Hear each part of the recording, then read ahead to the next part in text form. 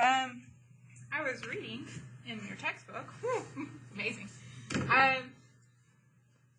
are so handy. I forget how useful they are, and I automatically go to Google, but man, I used to listen to textbooks sometimes. It makes life so much easier. I was looking at your textbook, and at the end of the book, there are some AP exam tips for each chapter. So I was looking at their chapter 6 hints, and that led me to, I probably need to fix what we said a few days ago. Or it wasn't yesterday, it was the day before that.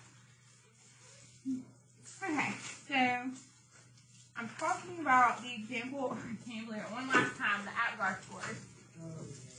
I want to go to the APGAR scores, the expected value. It's page 2, it was part A.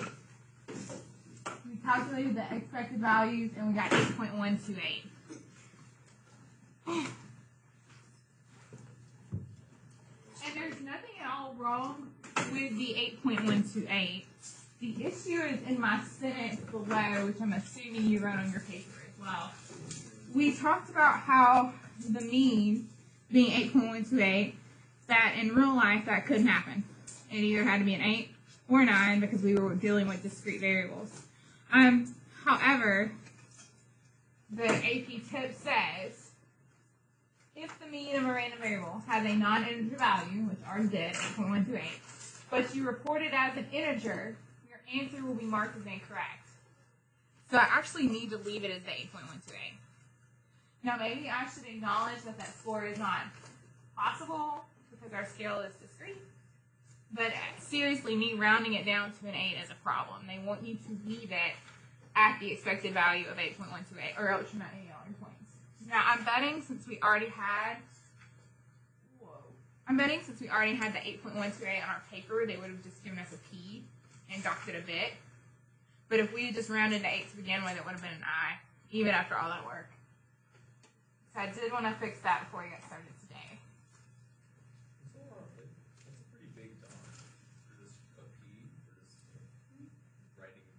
Yes. Yeah, I didn't realize it was going to be that serious, but that's what was implied in your book, and I assume your book knows.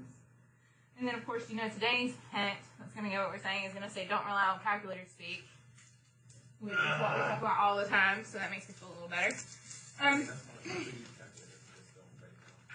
Yeah, you can use calculators. Just back to, like, when we were doing the normal CDF yesterday, like, did you label lower bound, upper bound, mean, standard deviation? If you don't label it and identify what the 4 things were, that's great. Okay. It's just if you do the numbers, comma, comma, comma, and never identify what the numbers are, that's the problem. Okay, sure. It's okay if you put, like here, my paper yesterday, it would be not counted completely correct. I was in a hurry, the bell was about to ring. I put normal CDF, 90, 100, 93.2, 3.6. I need to go back and label. The 90 is the lower bound. The 100 is the upper bound. Upper. The 93.2 is the mean. And the 3.6 was the standard deviation. Like, literally, me not labeling it is knocking me down to a P, even though my numbers are correct. Because then they don't know that you actually understand. They think you're just copying from your calculator. But, I mean, you could just copy those words from your calculator, too, one would argue. But I don't get in arguments. Right, man. Oh, yeah, I think so, too. But it says, and like, seriously, I've heard it before, but even in your book it says, don't rely on calculator speak when showing your work for response questions.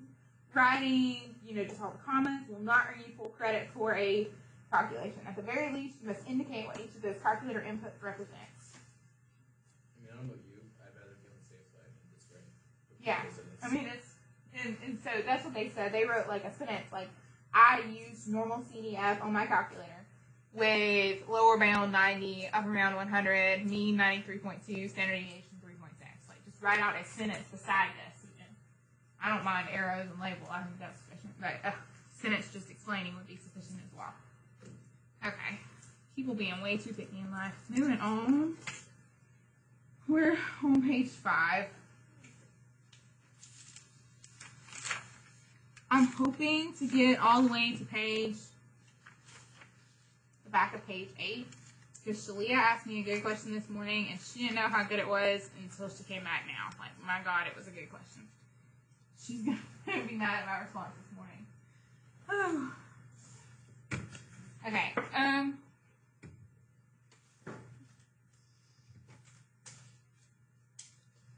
so interesting stats problems might require us to combine two random variables, like we were talking about yesterday with the different size cup lid. That can change, and the cup rim itself might be different. So we might want to combine those two, and if we do want to combine them, seriously, we would just add their means.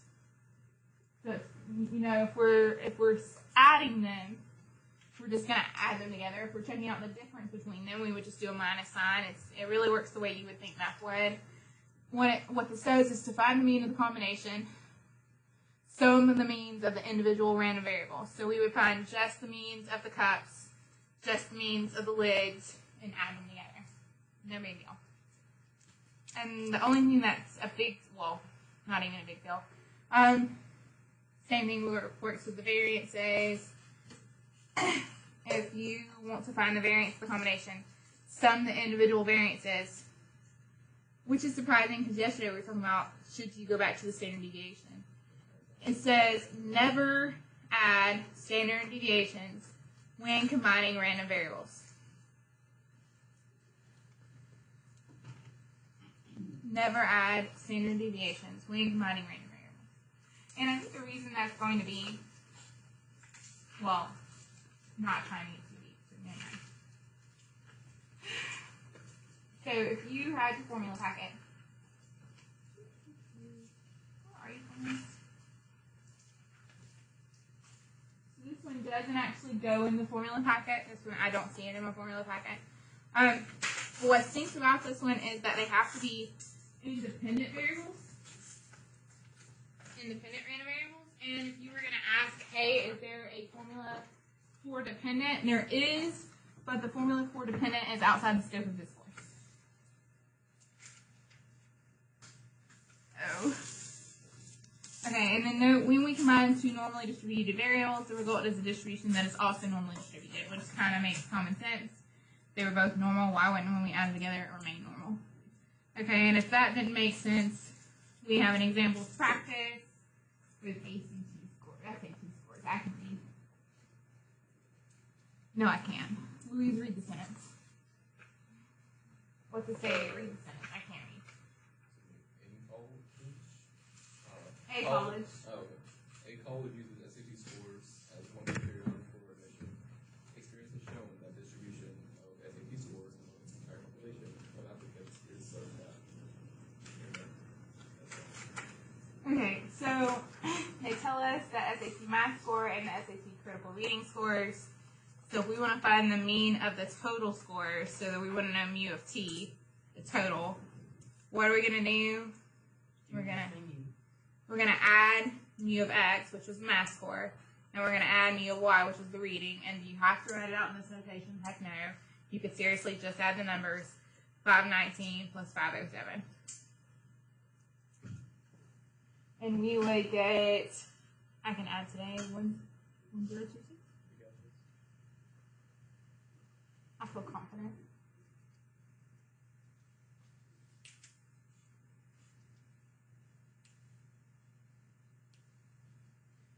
So if we were to write a sentence, we could say the mean overall SAT score is 1026. Okay, so we've done part of the problem. It asks for the mean. It also asks for the standard deviation. So you would think for the standard deviation, we just read that there was a formula that we're supposed to do. To get the total, we're supposed to add the two squared standard deviations. So really we're adding the two variances. However, are we allowed to use this formula in this problem? No. So we're not going to be able to add them at all. We're actually going to stop. And we're going to say it cannot be computed. The standard deviation of the total score.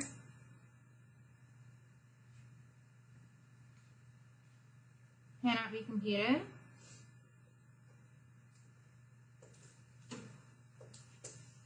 And why? Because it didn't specify in the problem that math scores and reading scores are independent.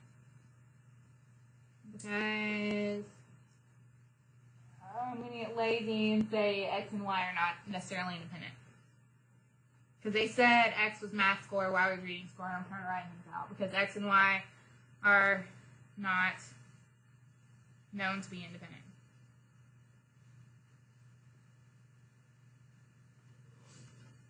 And so the moral of that long story is basically the obvious math that you wanted to do, you can do for means, but for standard deviations, you can't do it unless they say that the two variables are independent. Okay. I can't lie. Read the next one out. Alex, do you like to read? Sure. Can you read the... I can't. English. Oh. A large auto dealership keeps track of sales and lease agreements made during each hour of the day. Let X equal the number of cars sold and Y the number of cars leased during the first hour of business on a randomly selected Friday.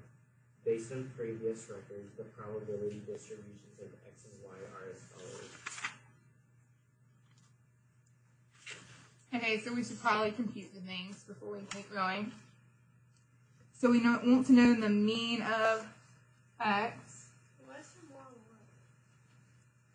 Oh, they were trying to space them. No, there's 1, 2, 3, there's 1 and 2. There's 0, 1, 2, 3. And 0, 1, and 2 on the other one. I guess we could sell up to 3 cars, but we could only lease up to 2. I mean, that's just the probability. It's like 0, 0.4, 0.5, and 0.1 equals nothing. I mean, yes, that probably adds up to 1. Yes, this probably adds up to 1. But Sally's like, why can you lease 2 cars and sell 3? I don't know. I guess that was, you would think you'd sell and lease about the same amount. Apparently, this dealership was picky. You can't lease as many as you can sell. Which I guess is good, because leasing is renting, and so eventually you'd rather sell. It'd be a bigger profit for you. Well, not if they lease long enough. I don't know. Strange. We're going to roll with it anyway. To find the mean, that would be like find the expected value. So I could do 0 times 0.3 plus 1 times 0.4. Like, I could compute this out. I can. But we've already done something like this before, so I'm just going to ruin it and tell you that the mean for the car sold is 1.1. And I'm going to tell you that the standard deviation for the car sold is 0.943. Which makes sense for it to be 1.1 because on average, about 40% of the time we were selling 1 car, so it makes sense for the mean to be 1.1. Not any higher. As for the cars leased, the mean is going to be 0.7, and the standard deviation is 0.64. And again, it makes sense that the mean is 0.7 because it looks like we were selling quite a few, leasing at least 1. There's 50% chance of 1. So, 0.7 sounds about right. Okay, so let's go to the back and Alex will read what we're supposed to do from there, which I assume is we're going to add them and then try to deal with those standard deviations as well. Go ahead, Alex. Okay, define D to be the difference in the number of cars sold and leased. D equals X minus Y. Ooh, we're not going to add. Find and interpret mu Yeah, of D. yeah, so we need to do u of X minus mu of Y. And so we just wrote that down. X was 1.1. Y was 0.7, so I need to do 1.1 minus 0.7.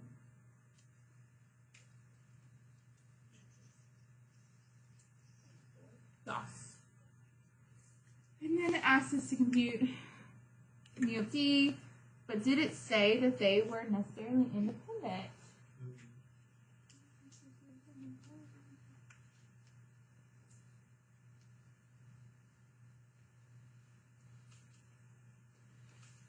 Okay, well, your textbook words it differently. So let's change the wording, that way we can at least try it once. We're just going to add a little phrase to make it where we're going to do what we want.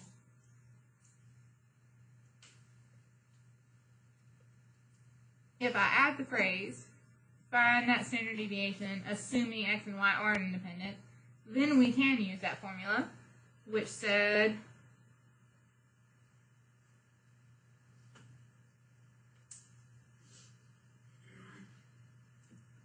that Louise is right. They're going to have to specify independent before we start even applying formulas.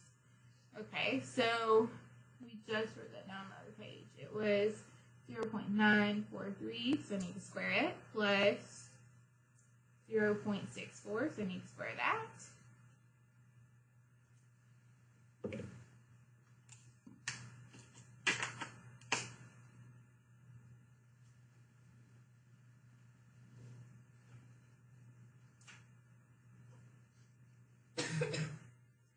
Did you get 1.298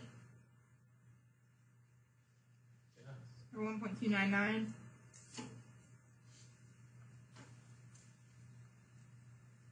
Yes. Yes. Okay, but I want to know just the standard deviation. I don't actually want to know that variance, so I'm going to have to take the square root in order to get rid of the squared. 1.13 or 1.4. So I got 1.14. And perfect. Okay, and last but not least, part C, the dealership's manager receives a $500 bonus for each car sold and a $300 bonus for each car leased. So you get more money for selling them. Find the mean and the standard deviation of the difference in the mean's total bonuses for cars sold and leased.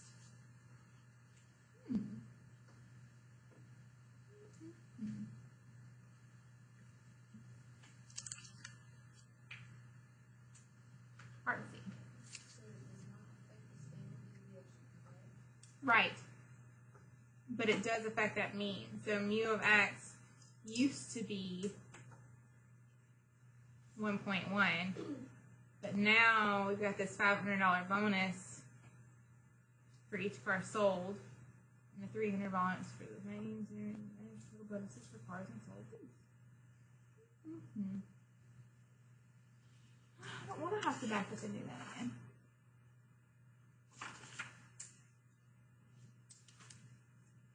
Do you need it back? Or like the mean, would you multiply 1.1 times 100? That's like the average number of cars will sell, and it's 500 per car. And that would be 550. I like that. So if you did 1.1 times 500, because the number of cars sold, we're saying we sold 1.1 cars, and multiplying by 500, we're saying, I should probably not call that mu. We're going to call it like, I'm just going to put a bar on top or something. We're saying that the guy sold 1.1 cars, so he made $550 profit. And the guy leased on average, how many? 0.7 cars. And if he leases them, he gets a $300 bonus. So 0.7 times 300, which is 210. okay. Okay, so if we want to find the mean and the standard deviation of the difference there, I'm going to still subtract. So then mu bar d, I'm going to do 550 minus 210, and I get something. 300. So I've got that, and if I wanted to find the standard deviation, what would change? Or would anything change?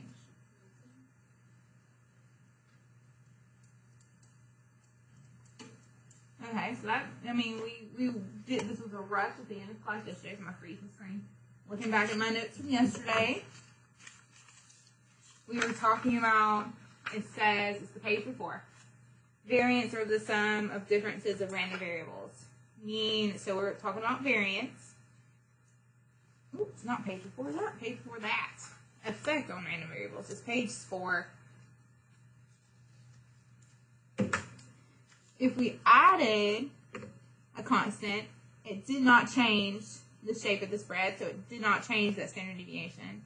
But if we multiplied, which is what we're doing, so multiplying by cars, our profit times the number of cars sold, if we're asked for a new variance, we must get the new standard deviation first, and then square the new standard deviation to find the new variance. So, we must get the new variance first.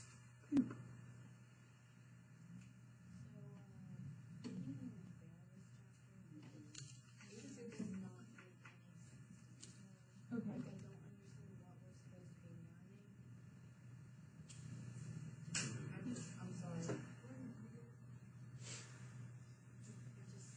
Yeah, she has no notes out, so how the hell is she learning anything? That's beyond me.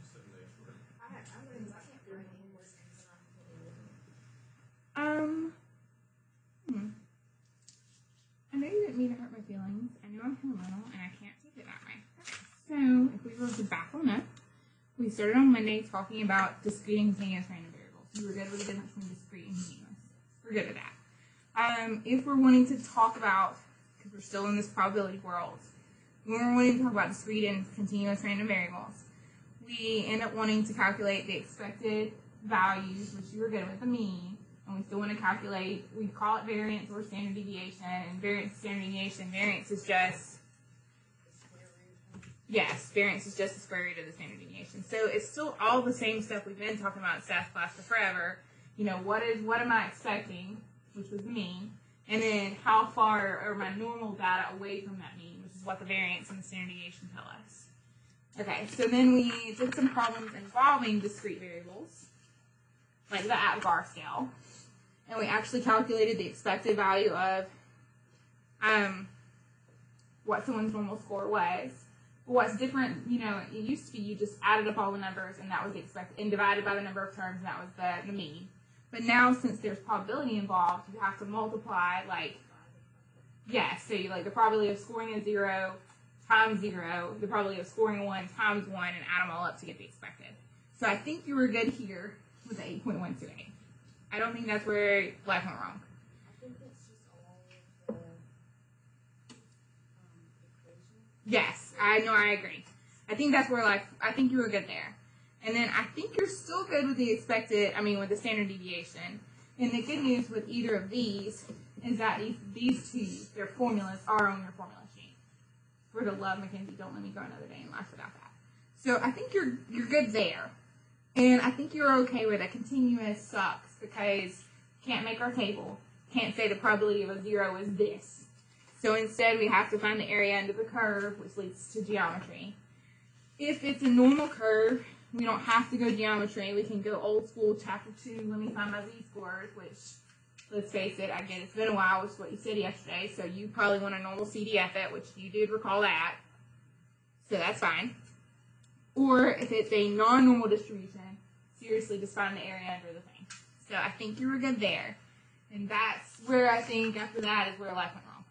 Okay, so all we're talking about is stuff to do with these continuous random variables, moving them around and transforming them. And so you're actually good with, if we're looking at your textbook, you're good all the way through 6.1. Your issue is 6.2.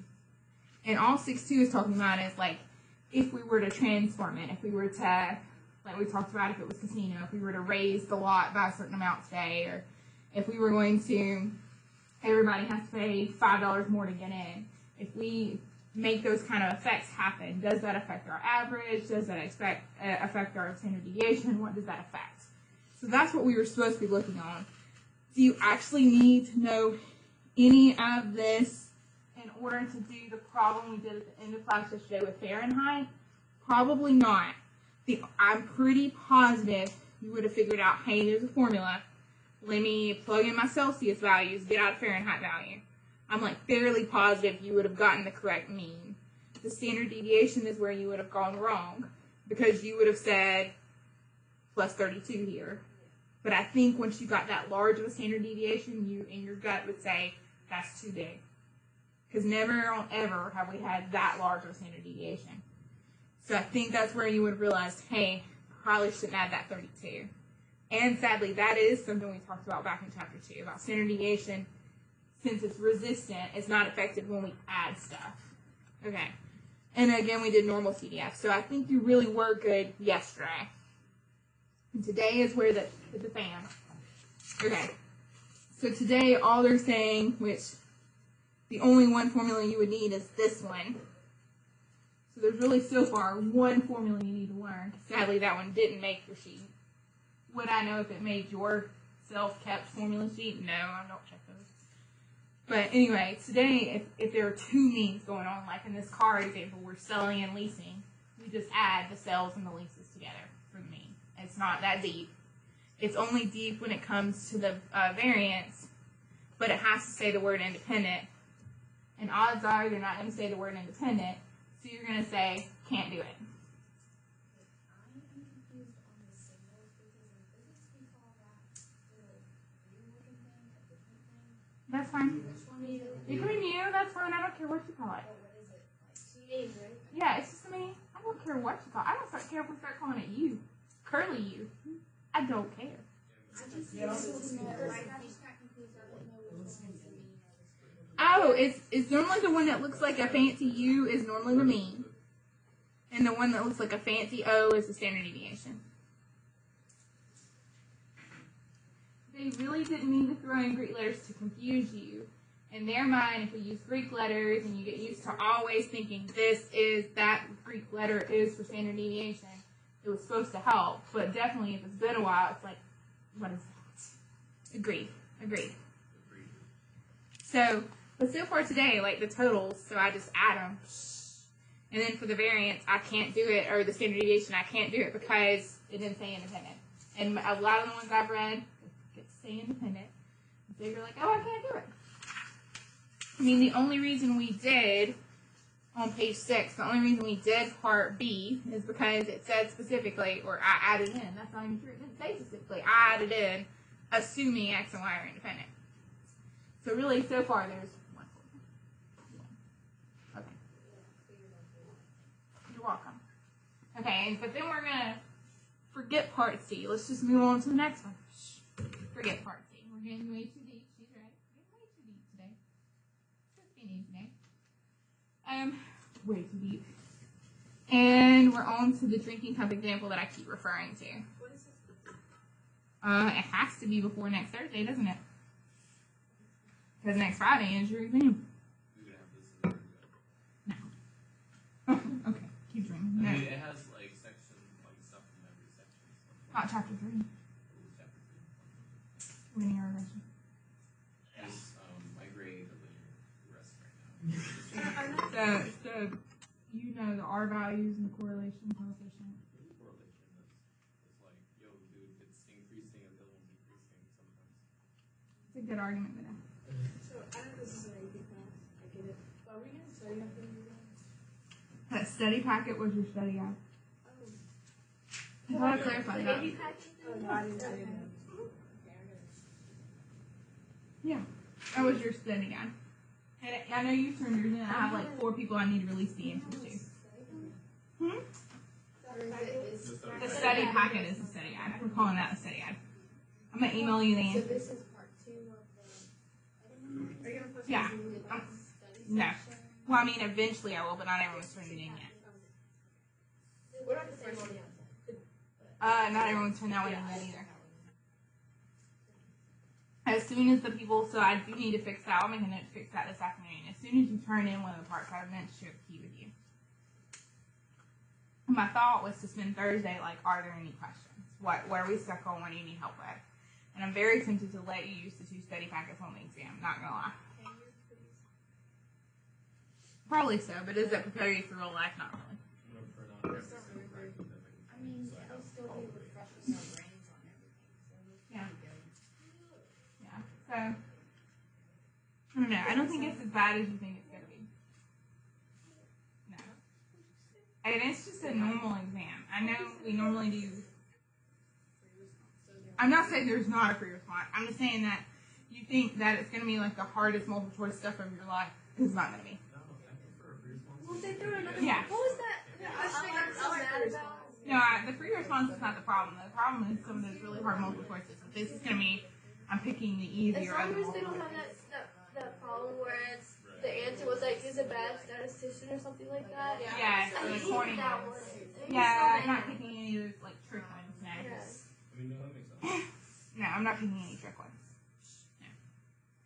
What about the shrimp? The shrimp. They're The shrimp. no, the shrimp aren't coming back. Okay. I'm not saying there's not. Well, I mean, obviously that was designing an experiment, and there's like a 13% chance that there's a designing experiment free response question. So I'm not saying I'm not going to use one. But of course, I wouldn't use the exact shrimp one again. Because it was confusing the way the shrimp were organized. If anything, I would use. If anything, I like the boots one better. Yeah, I like that one was easy. I looked up a picture of those tiger shrimp and they're ugly. Well, I know what y'all think at. No offense. So why would I? Y'all stuck with the shrimp one. Why would I put that one back on there? I don't want I it to did be well. over. I did You okay. did well. I did okay on it, but still, You were actually you were the only no. No, Shalia was the only person to get perfect. No, was it Shalia? You graded them. You graded them? No, No, you I didn't did grade that those. one. It was a different one. I think you said Shalia was the only one who did the design right. Yes, but Oh, not I trying to did- I disrespect did the Shalia, design but we for it. kind of sort of might have talked about it out loud, and she might have sort of heard some things. So, in her, not I defense. don't like those. They look like bugs. I'm good. You get like Louise had asked a couple questions, and I think she picked up Oh, yeah. something from that. Oh, so what I remember what it was is I got the actual experiment design correct, but someone else got the, like, statistically speaking, how to see better. part. Yes, but like Jared's was almost perfect, but like most of y'all, but his was. I remember specific. Well, his was also one of the ones most recently done. That's why his is on my brain.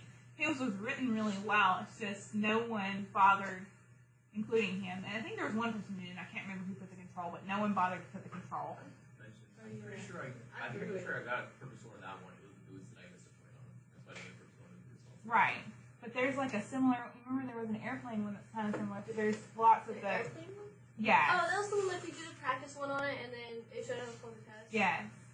Like the free responses are not that bad, and so my life goal is I need to hand you back the test. Is there someone? Yeah, I should be able to. I don't know why I can't.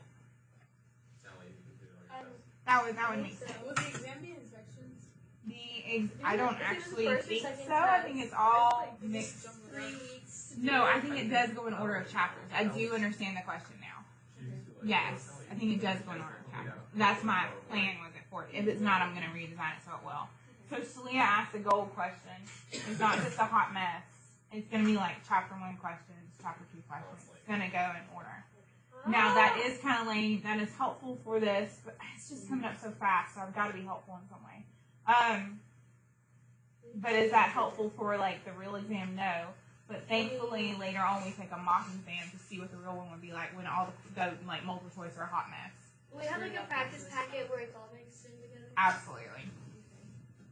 Because you know, second semester there's like 2 more practice packets. There's lots of practice packets. We're just taking it one day at a time. For what? Like I said, or what? For this, with like specifically transforming like 6-2, Yes. which section? I can find one. Okay. Shalia thinks life would be better if she had a worksheet for this section that she's mad at, the transforming and combining random variables. So I can find one and it can be optional if you want to do it or not. That's fine. My suggestion would always be pick different textbook problems. And then since we're off track anyway, off track. No, we're not that off track. Okay. Since we're off track anyway, I am going to tell you just this one is on page 375 of your textbook. Like it's straight up in your textbook answered full 9 yards. They end up using normal distribution. It's not a big deal.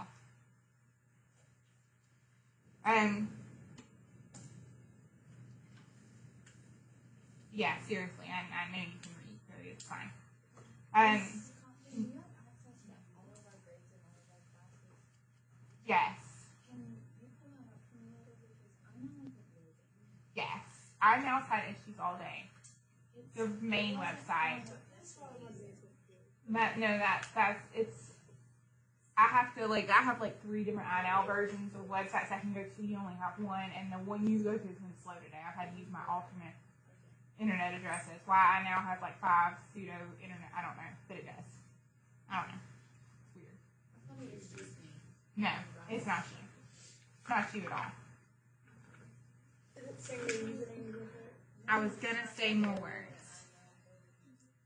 Right. I tried to load it in service, but it's usually just slow there anyway, so I assume that's what it was. No, like yesterday, all the people that tried to pull it up.